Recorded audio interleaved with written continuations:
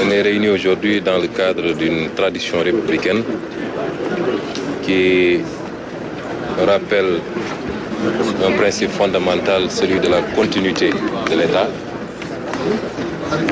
qui transcende les pouvoirs qui se succèdent, les différents régimes, et qui doit rester au service du peuple, quelle que soit la coloration des équipes qui arrivent.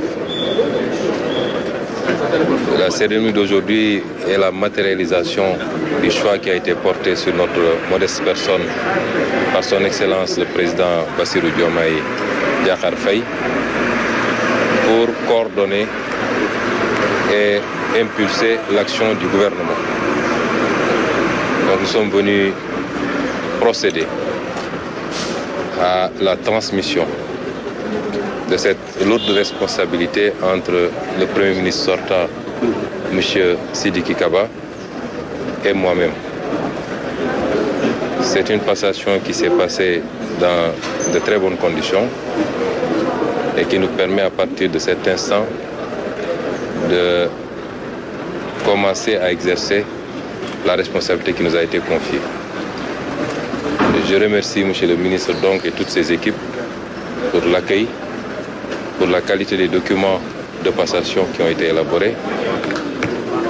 Et je le félicite également pour ces longues années de bons et loyaux services à la tête de l'État, au sommet de l'État en tout cas, et surtout ces longues années de services irréprochables puisqu'il a eu à exercer dans différents départements ministériels.